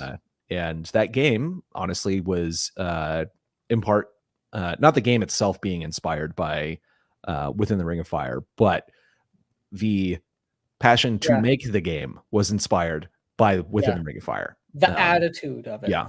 Yeah. Yeah. So we like Hope for the Best a lot. Yes, very much so. Call of Cthulhu is the most popular worldwide. Oh, for RPG games. Yeah, as opposed to D&D. As it should be. Call of Cthulhu is great. Another game which I love, but I feel like would be you need the right people for that game. I have to say though, we live in America, so we just don't care about the rest of the world. Also true and accurate. The American experiment will have been a success when the rest of the world calls it soccer. Make sure your design goal list is robust and solid with a hierarchy of what's more important. Yeah. Yep. Drive your character into action because of how the world is. You just described Conan and Hyboria. Yeah. Yeah. That's correct. You can't just hang out or coast in Hyboria. 28 millimeter. Hey, what's going on? 28 millimeter is launching something called the RPG Crusade soon, which is going to be a website basically of like a bunch of different content creators possibly contributing. He did a stream about it within the last week, like probably a couple of days ago. Very cool stuff. We like 28 millimeter a lot. And I've seen a preview of the site and it looks pretty slick. Bottle Cap. I don't really wear t-shirts. Are y'all planning on selling mugs? Hell we will definitely be selling mugs. Name a thing. And name a thing that we can put our stuff on and we will be selling it. Yep. Baptism of Fire will have an optional legend mechanic where a PC's fame/reputation will be based on how he embodies the Christian virtues or sins. Nice. I like that a lot. I really like that. Yeah. Whoops. That's what I'm trying to do. I can't click. I have no coordination. Hello. I too am setting first. The players are movers and shakers in my setting. Exactly. Correct and accurate. The Schwarz Aug. The dark eye. Or is it the dark? Oh, okay. Yeah. The German game. I was like, I don't know what the fuck you're talking about. Thank you, Nick. I just bought a ton of Dark Eye. All right. Well, am I wrong? Am I misremembering that it takes multiple die rolls to resolve a skill check or an action? I distinctly remember this, and I know that I'm right. I know that I'm right about this. It was so stupid. So stupid. Oh, 28 millimeter. We were in I think it was when I was in your stream, I was trying to do like tag you know, how you can tag people in the comments. And since you've got those little special characters, I couldn't tag you. Crap phone. Calling most California politicians grifters is an insult to grifters. Yeah. Yep. Mhm. The problem with De Schwarzauge, or the Dark Eye, is that it is a living world, and they release a new edition every few years that moves the I story have forward. heard I that. hate that. Yeah. That's like all these fucking old World of Darkness players love the meta plot Yeah. of Vampire the Masquerade. And that was a game where each successive product advanced the plot of the world, and it could be completely contrary to how you've played your game. And people are always they'll, oh, you can just ignore it if you want. It's like, no, you can't. Yeah. If you want to continue buying the supplements because there might be stuff interesting in there, it all matters a lot. It was fucking annoying, Yeah. and everyone hated Vampire the Requiem when it came out because it was a sandbox and it didn't have any meta Yeah. plot. They didn't even have creation myths for anything. It was literally just like, yeah, you're We don't know. all the old vampires. They don't know because when they go into torpor Yep. for 1,000 years, their mind is made into Swiss cheese by like these nightmares of like Yeah. the hunt and like Yep. it Which made the is game so much better. it's the best creative decision, not because that's immersive and narrows it into personal horror. It's because it's the biggest gatekeeper for all the fucking World of Darkness nerds Yeah, to keep them exactly. out. You know, the Yeah. longer they hate it, the better. It was also a gatekeeper to their bank accounts because that game didn't make as much money. Yeah. So Well, there they was a did mistake enough. on that. But They did yeah, just enough. I hate meta plot. Yeah. I don't like it at all. Meta plot that advances product to product. If because you can do things like having like in Lion and Dragon, you have, or in Dark Albion rather, you have a 50-year history of things that potentially could happen. That's cool. But there's not Dark Albion 2, where something has been ultimately decided, and now you have to play that. If you want to play the game with this stuff, then you have to, that's what happened in your game. I hate that. Yeah. Crap phone. It's all I can do. Yeah, without getting kicked out for obesity and vulgarity. Obesity, obscenity, and vulgarity, but also obesity. Yeah, the more important thing is if the they're more obese. important thing. I'm fine with obscenity and vulgarity, Yeah, but sorry, obesity, no fats. out. The Is There Air line? Oh, right. Galaxy Quest, right? Okay, I haven't seen it in several years. I haven't seen it in a very long time, but yeah. Exactly. What's the better RPG adventure, the movie Circle or Cube, LeMayo? Cube is a fun movie. I haven't seen Circle. Yeah. Enneagram is very useful for in-depth character development. I've been into it for 20 years. P.S. All game designers are 5s. I need to figure out what this word means. Yeah. In the context of somebody explained it, and it was like some sort of like personality. I almost said disorder. Personality. That's not what it is. Like a probably true. And I was trying to say Myers-Briggs, and INTJ came into my mind, but what I was about to say was LGBT. Like the wires are crossed. Can't wait. Rip it to shreds, boys. That's for Epic of Dreams. Epic of Dreams. And your To Hell and Back campaign. Also an inspiration for Epic of Dreams. So very flattered. Jean-Luc Picard syndrome. You need a physical book to read, I take it? Yes, that's correct. Yep. That is what I am referring to. I am the same. Give me a physical book to read in my wingback chair, and I'll run the game off the PDF. Maybe. Yeah. Yep. Agreed. I would prefer to be running things with just the physical books, but the players are constantly needing to look things up, and I need to be able to look things up on the fly. And so just being able to, Control F and search for what I need at the moment. Because I don't have the rules memorized. Additional supplement. Yeah. I don't have the rules memorized, so it makes it much easier. Yep. I'm still a fan of using 3-ring binders and plastic sleeves to make custom RPG books usable at the table. Yeah, my thing though is that I so hate using printers. Nick and I had this discussion when he was here. I fucking hate printers. How the fuck is it that printers? It is 2023. An ancient technology. They're no better. No, you don't have fewer problems with using them than you did in 1995. Yeah. The last time I truly chimped out was because of a printer. I got so mad after spending almost 2 hours trying to get my wireless, easy to use plug and play printer failed to get it to sync up to my computer, and I threw it down 3 flights of stairs. Yeah, as you should. Yeah. Physical books only, no PDFs for me. They are superior. Yes, Thank you for the plug, of course. I also still use little notepads and pencil to write down ideas when I'm away from the table. As Dungeon Master David Lynch has told us all, keep a notebook, pen, and paper because you can forget your ideas. When you have an idea, you write it down.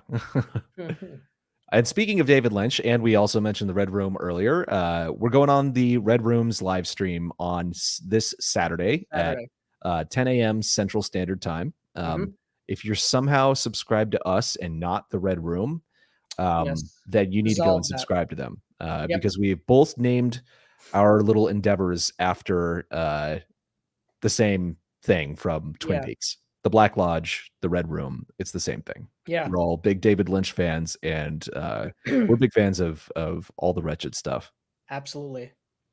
Which reminds me, next Wednesday, that historical movie theater by me, they're playing Fire Walk with Me. Oh, so nice. Definitely going to see that in theaters. It's going to be awesome. I fucking love that movie. Yeah, it's so good. Yeah. So good. Damn, I'm so late. It's at 28 millimeter RPG to tag. I tried. It wasn't coming up. And it wasn't on my phone, which never allows me to do the tag function. I was on my laptop, unfortunately. Never met a plot I liked. Yeah, the Vampire World of Darkness.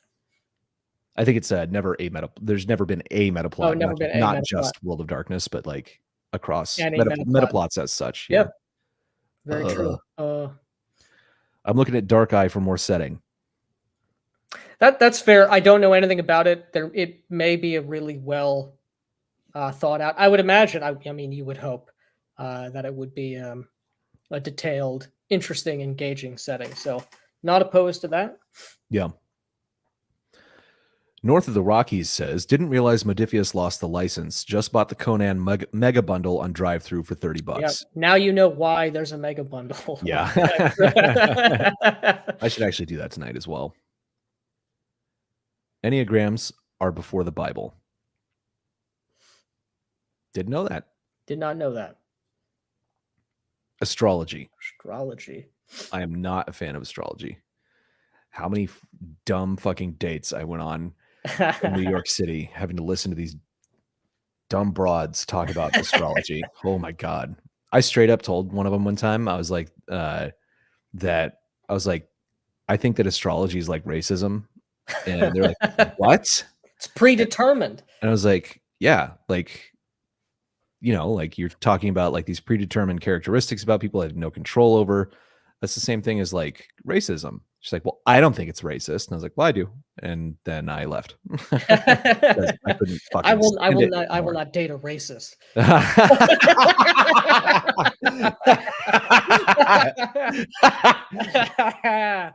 Yeah. Jungian-based personality inventory. Google Riso Hudson Enneagram books. Skip all the online tests. They're shit. Noted. Smash the printers. Yeah, absolutely. Printers. I got all the RPG books for Within the Ring of Fire, and sadly, the Saga book has no bookmarks or hyperlinks. Yeah. Yep. It'd be that way. Yep. Did you also get the physical copies? I think this might be the guy who said he spent $240 on the books today. So, yeah. Well, if he spent $240, he definitely got the physical copies. Laughs. I'm also late. I took a nap and I'm just waking up. Can relate. I caught a little part of the stream that you were on today. Ah, nice. Yeah, I argued with someone. Victor said made a joke about me being an actor, and I said, yeah, I'm just practicing my monologues for my upcoming D&D game. And then someone was like, monologues have no place in D&D. And I was like, yeah, they do. Have you ever heard of Critical Role? They're like, yes, Critical Role is not D&D. And I was like, try again, sweetie. You know? Oh God. And then like they're like, prove it. And I was like, Victor, back me up. They're like, fight your own battles. I was like, no, I need help. He's like, you're a coward. I was like, yep, you got me. Lynch's Dune is my favorite childhood sci-fi movie. Solaris is a close second. Oh, I have to watch the Lynch Dune again because we should do that next time I'm like in town. it. Yeah, we should. By that point, I think Dune 2 will be out.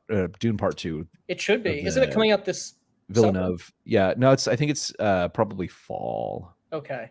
But the trailer just came out today. I did see it. Yeah. Yeah, but I'm such like I read Dune several times in high school. I loved the early 2000s Sci-Fi Channel miniseries. Oh yeah, the miniseries, yeah, which was great. Did not like the Lynch Dune. I'm a huge Lynch fan though, and I need to reevaluate it to see maybe if I'm wrong. But also, in my defense here, Lynch also hates the Lynch Dune because the studio fucked it up. Yep. You buy the mega bundle, and I will make a rare appearance on camera to discuss the rules. Yeah, sure. We'd love to, man. Absolutely. I will buy the mega bundle, and then we will do this after I have a little time to look at it. Hell yeah. The Forgotten Realms were absolutely wrecked by Metaplot, as was Mystara. Actually, most TSR settings in the 1990s. Yeah, Metaplot is fucking terrible.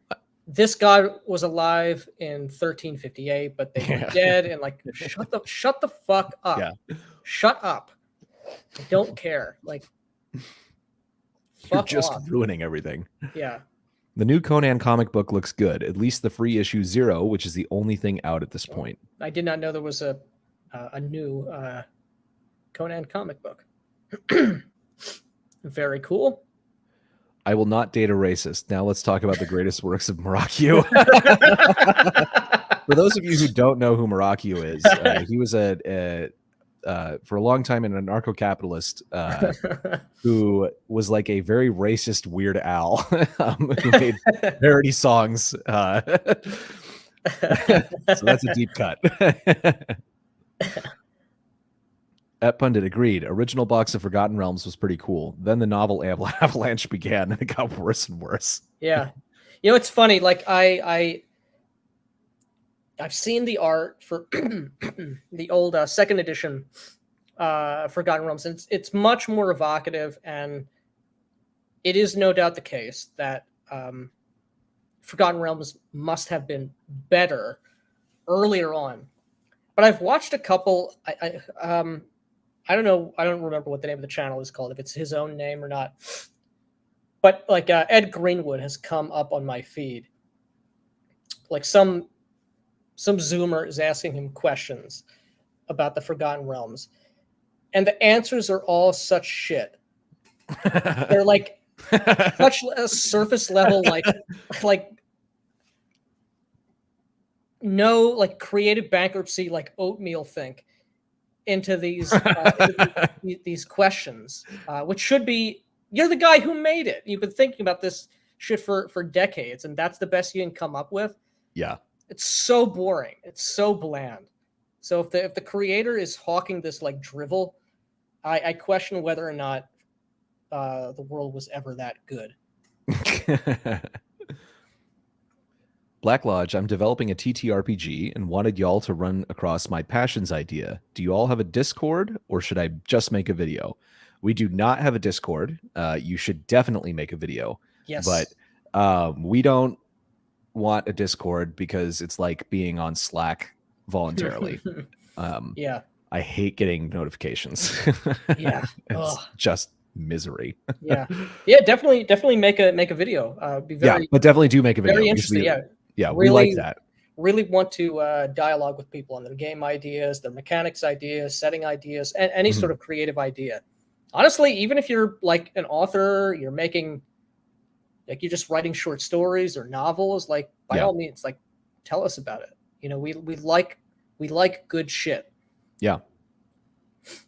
Dying on hills, beating drums, throwing anything written by Wizards of the Coast into the fireplace. Just to backtrack a bit, yes, I am the weirdo who bought all the Within the Ring of Fire books for print on demand and PDF. Nice. Yep. Well, you will not be disappointed. Yep. You should leave a you comment. You may be confused by some of the stuff in that, but yeah, you should leave a comment on Andrew Wood's YouTube page and let him know who's responsible. Right for that money in his pocket. Yeah. Yep. Is the mega bundle physical copies? I think it's just PDFs. Yeah, it's got to be just PDFs, especially if it's $30. It's $30. Because I mean, they'd be losing. All these bundles are all PDF bundles. Forgotten Realms would have been cool if they kept all the novels separate from the game setting. I remember. I remember reading. I don't know if it was one of the Dritz books or if it was a part of like the Icewind Dale. This was when I was in, God, either late middle school or early high school. I was like around 13, 14, maybe 15. And I read a couple of chapters and like, this blows. This sucks. And it was a big book. It's like a big hardcover book. And it was so uninteresting to me. I closed it and I did not open it ever again. And I think that book actually is still also in New Jersey. And I tried to listen to like fairly recently, like maybe 6 years ago, I got the audio.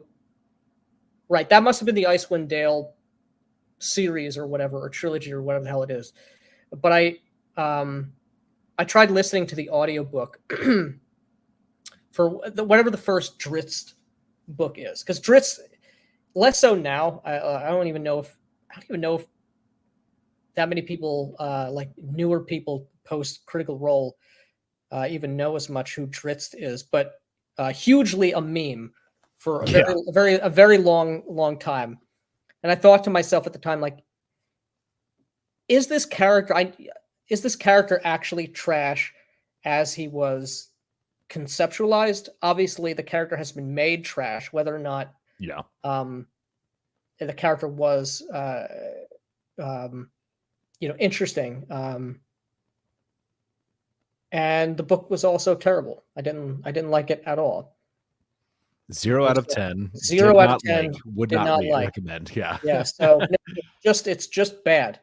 The joke is on WotC. They left us 1,000+ publications to reskin, repair, and republish. Meanwhile, they can't monetize. Yep. Yeah. Well, it's because they don't have any creativity. They're a corporation. Yep. That's run by the HR department. Which is, why you get horrible gruel. Call me crazy, but Ed Greenwood's version of Mullerand is ass, and I prefer historical-based cultures 9 out of 10 times. Correct. Yeah. Big true. Going back to Call of Cthulhu, I would rather play Pulp Cthulhu or Octoon Cthulhu, as I want to punch the mythos in the face and not just be terrified of it.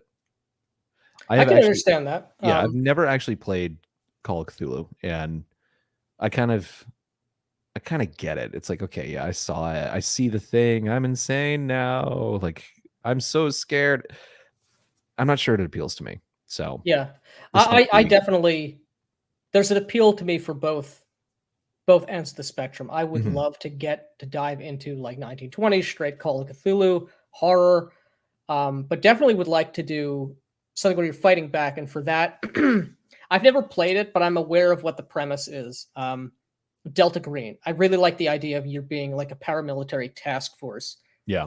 Like specifically fighting or containing. I don't know exactly what, specifically your mission statement is in Delta Green, but you're fighting in some way back against the mythos using the full power of modern technology and armaments. And that's really cool to me.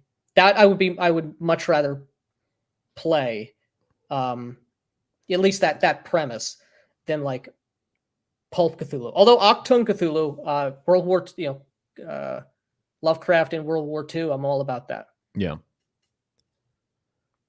I just got my Saga book. Excited to read it and run it. Good Nice. quality, but super late delivery. Nice. I hate Drow, but hey, I'm from Greyhawk. Nice. Loved the book. Every D&D campaign in the early 90s had someone who wanted to play a dark elf with scimitars. Yeah. Yeah. Can imagine that being the case, sadly. That's why BattleTech is the best setting. You can read the books, but it doesn't destroy the world. Yeah, so they kept them separate, I'm assuming. The fiction in the game world. I know BattleTech has a huge following, and I know nothing about it. I have no awareness or insight into like the mech genre. I think I've heard, is it BattleTech is in the same universe as Mech Warrior? Yeah, it is. I played But is it an also ungodly amount of Mech Warrior 2 in the 90s. Okay. Is it in the same universe as Robotech?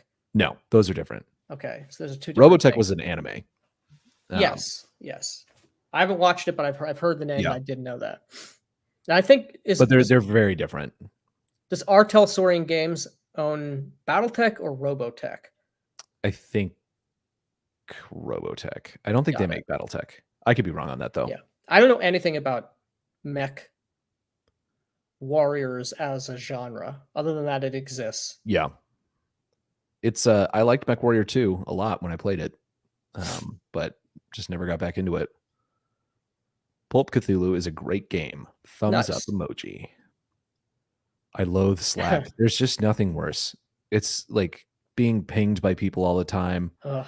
And then it's like eventually you're gonna have to ban someone, and they're now your mortal enemy on fucking the internet and shit. It's like there's very little, like, I get that there is like this community building aspect of it, but it's not for me. Yeah, I don't want to be that easily contactable by people. Having like a big enough choosing moderator, like no, that's like pure hell. Yeah, to me. Delta Green is basically nihilistic X-Files. In other words, it's awesome. Nice. I love the X-Files. That was such a good show. All those Chris Carter shows were amazing. They had like Millennium, which we talked about because I know you hadn't seen it, but what was even the context of bringing that show up? Which show again? Maybe Millennium. Maybe we were talking about Blue Book World of Darkness. This is the one with Lance Henriksen that was contemporary of the X-Files. Really, really good. And he also did one of the most underrated shows of all time that only lasted for a single season called Space Above and Beyond. That was like kind of like the old show Combat, which was a World War II show about the military. But this was like in space versus aliens, and it was fucking awesome. Nice. Sad but true. Delta Green is an excellent system. Great pre-written adventures too. Or if you want to punch the mythos in the face, Quantum Black is a nice Ubiquity game for that. I've heard that name, Quantum Black. No, the fiction is highly integrated into the world. It's just not done. It's just not done at such a way that it destroys it. That's good. Very nice. Artel Saurian Games doesn't own Robotech. They do own Mechton Zeta, though. That sounds vastly inferior. Neither. Okay, Mechton. Okay. Yeah. I knew they had some fact check. Blacklock Games is wrong. Yeah. Slack is having an electronic 6-year-old. Dad, hey, dad. Yes, seriously. Yeah. Oh my God. Ugh. Mech war games are games for men, unlike those other war games that are not for men, but should be played by men as well. This guy gets it. Yep. Robotech is 3 animes: SDF Macross, SDC Southern Cross, which I didn't know about that one, and Genesis Climber Mospeda. None of these series were related, but US Harmony Gold redubbed the shows to make them one story. Your autism is defeating my autism. At this point. You're stronger than me. Yeah.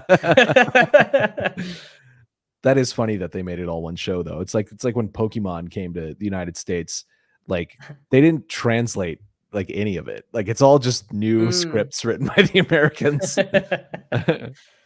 Or they at least had like the broad outline of what the episode is about and like just made up every bit of Made it. dialogue. Yeah.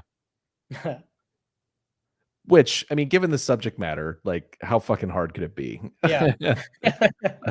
Space Above and Beyond is a good show. It is a fantastic show. I ran into one of the actors in New York on the train one time. Oh, very cool. Yeah. Space Above and Beyond was fucking awesome. Yes, exactly. Mechton Zeta is an excellent game by Mike Pondsmith. Okay. Cool. Artel Sorian did Bubblegum Crisis, and it was actually a very fun game. I ran a small campaign in college.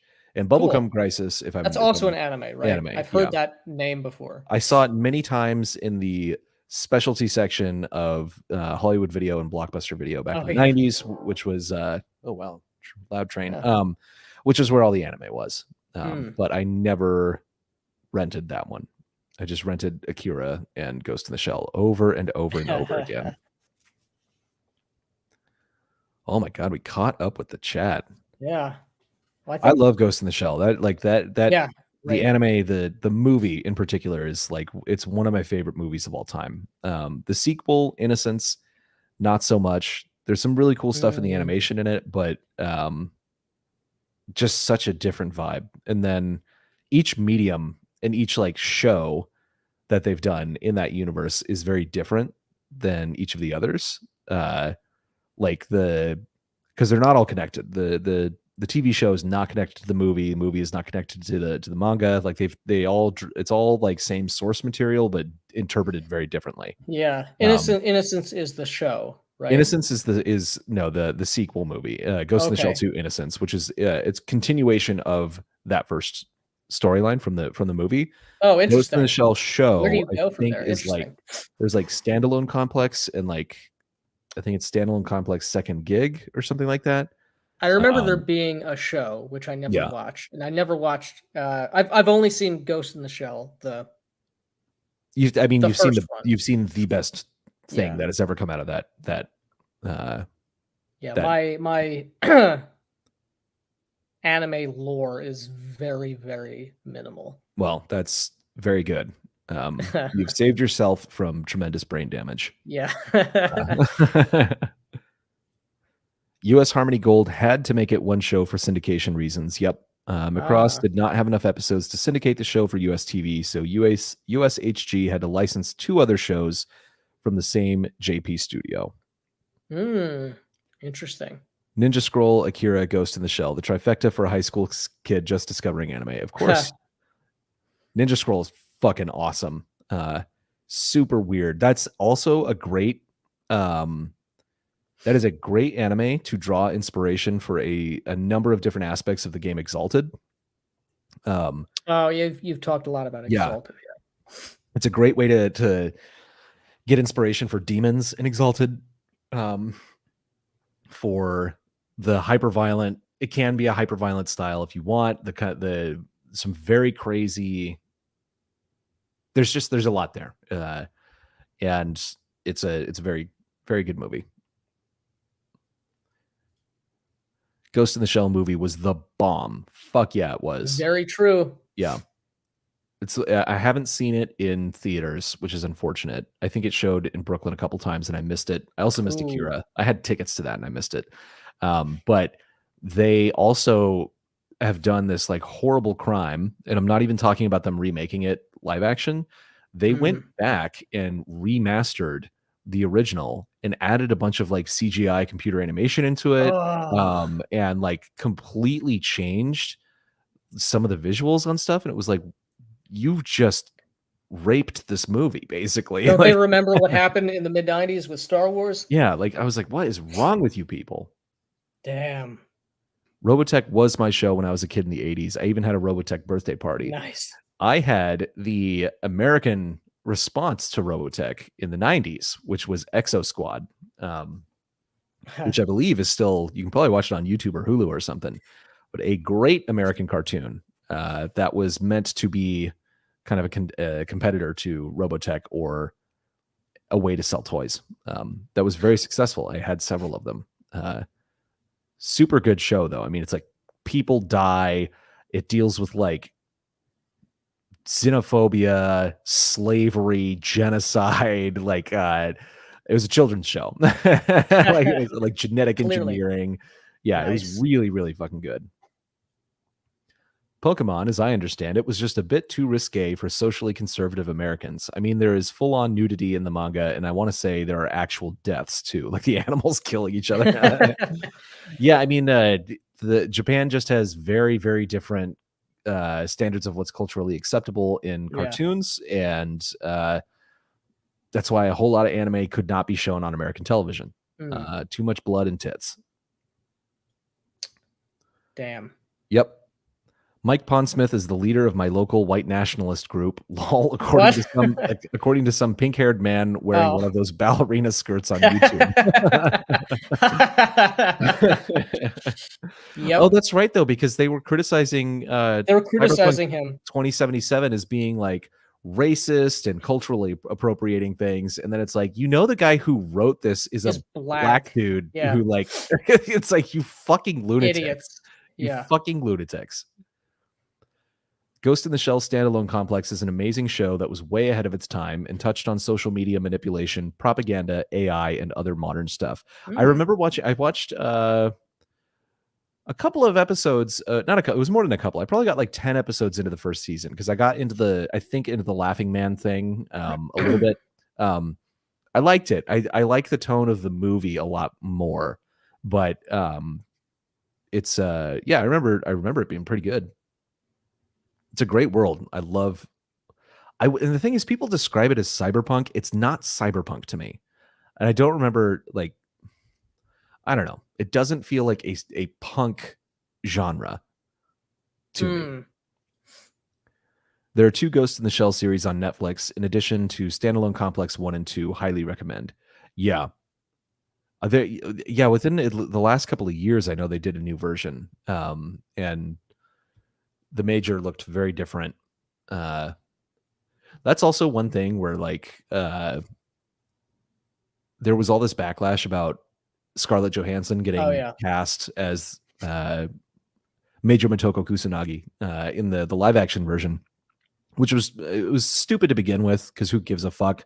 Right. And it was, like, she's one of the only stars in Hollywood that is guaranteed to put people in Put seats, eyeballs. Yeah. yeah, everywhere in the world. And Yeah. it's a super expensive movie to make, so you got to Mm. make a bunch of money back on it. But the whole thing of like, this is whitewashing and blah blah blah. The whole thing is that your consciousness is not your meat. Right. She Right. Right. changes bodies. At least in the in the original movie, she changes bodies, merges her consciousness with an AI. Yep. It's the entire thing was. I was like, you've completely Missing fucking the point. missed the goddamn point. Yeah. Which, of course, though, the thing is, they didn't miss the point because they're not trying to make a point. They're trying to destroy, and that's all it is. True. I really like this song from Ghost in the Shell standalone complex, Lithium Flower. I'll have to look that up because the one thing I do like about Ghost in the Shell 2 Innocence is that it has a great soundtrack. Really moody, evocative stuff in there that you can just loop for like Nice. I'll have to horror give it a games. listen. It's awesome. Yeah. Hmm. Exo Squad, fuck yeah, coming to save the motherfucking day. Yeah, exactly. Oh, a Trevor in the house here. So, to kill those dirty sapes. What do you guys think of Eclipse Phase? I have not read Eclipse Phase. I have some of the books for Eclipse Phase, and I love I love the setting. I don't remember what the core mechanic is. I know it's very crunchy. I did play in a one shot at Gen Con the first year I went. I think it may have been the first year that Eclipse Phase was out. I want to say it uses percentile die, but I could be completely mistaken on that. But it's a fantastic hard sci-fi setting. Post singularity, yeah. Post singularity, hard sci-fi. And it may still be the case. Unfortunately, I don't think the company is in business anymore. The game is sort of defunct, but I know for the entire duration of its life, the core rulebook was free. It was freely available in PDF, of course, on the website. And I have, I think, 2 or 3 of the source books for it. I think I have the Inner Ring. Damn, I don't remember what they are. I bought them because you rarely see Eclipse Phase stuff in print, or at least I do, and I just picked them up because it was a good opportunity. But I love the setting. Definitely a game I would love to play in. A game I would love to run as well. Yeah. Cyberpunk must have the punk plus the cyber. Absolutely. I would even argue that Akira isn't necessarily cyberpunk because it's not about the impact of computer science on humanity. I completely agree with this. Akira is definitely not cyberpunk. Yeah. Although it is awesome. Yeah, it did influence the aesthetic. Yes. Yes. You should look into the history of Exo Squad and how it came into being. It's literally a byproduct of Harmony Gold suing BattleTech and FASA having to sell off their action figure line. Yeah. And the sad thing about Exo Squad was that it was actually very successful as a show, and then they ended up basically killing it by moving its time slot to like 3 in the morning or 4 in the morning or something like that. And it then was purchased by another company. I think it might have been USA bought it, and they were potentially going to do a 3rd season with it. They didn't. It's kind of sad, but the way that show ends, spoiler warning for everybody, the cartoon came out 20 fucking years ago. Who cares? More than that at this point.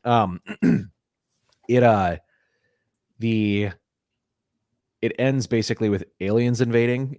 They like kill an entire planet. They kill like everyone who's on Pluto in this like starbase gets murdered by these aliens, and the aliens are seen moving inward towards the solar system as JT Marsh looks on in horror. And that's the last scene in the last episode. And so it's basically like humanity and everyone is doomed. So why didn't Exo Squad ever get a game? It was made for TTRPG. The Exo Squad was a ragtag rebellion group, which is perfect for PC parties that want to be more cosmopolitan than the average military unit. I mean, yeah, you could do all sorts of stuff. I mean, that would be an excellent war game as well, because you could do like fleet combat, you can do ground combat, like all sorts of stuff. That would be pretty cool, which is also why it was such a good thing for toys. Speaking of Eclipse Phase and things that are cyberpunk adjacent, season 1 of Altered Carbon is great. Season 1 of Altered Carbon is indeed great. Did it ever get a second season? I don't know. I loved the first season of Altered Carbon. I read the book many years ago, not knowing that it was a series. Did a really great job of putting over that world and what the dynamic would look like when you have these super rich individuals, these Meths or Methuselahs, who are essentially immortal because they are able to purchase multiple bodies and sort of remain youthful forever. They can change appearance, gender, ethnicity, species. So just like the real world? Exactly. Yeah. Very accurate to the real world. Yeah. And it's a really cool like noir mystery, murder mystery. Exo Squad's first season was brilliant. The second season was pretty awful. I haven't watched it in a very long time. I kind of like the second season. It gets wacky. I mean, they bring in like the Neo Sapiens that are like part animal and stuff. Like it got really goofy, but there was a lot of cool stuff in that. I'm tired of adding punk to everything. If your punk genre doesn't have the ethos of punk, then it's not punk. Fuck off with the solar punk, eco punk, hell, even steampunk. I've got one even worse for you that I saw on Twitter. They're calling it hope punk, which is futuristic sci-fi that's optimistic, which used to just be called sci-fi. Yeah. By the way, but yeah, hope punk. Yeah. It's just an aesthetic like choice. Yeah. It's a piece of jewelry to hang hang on to something. Yeah. Trying to invent a fake word or a fake genre. Yeah. God damn, now I'm reminded that Fading Suns first edition was an amazing game, and I just learned there is a fourth edition. What? Well, you know what that means. You have to go buy every edition. Of course. Yeah. Altered Carbon, officially, yes. Unofficially, we don't talk about that hot pile of garbage. I guess it was not good. Yeah. Altered Carbon has a second season that falls way off. Okay. Yeah. Unfortunate. I definitely trust Trevor's opinion. Yeah. Cool. Well, it is 10:30. Perfectly on time, I think. I think yeah, exactly 2 hours. So we want to thank everyone for joining us. And it was a lot of fun talking to you guys. And we'll go make sure to go watch our episode on Within the Ring of Fire that just came out today. It's really good. Yes. At least it was good. We had a good time. We had fun. Yeah, we had a lot of fun talking about it. And yeah, we'll see you next week. More stuff coming out. All right, guys. Have a great night.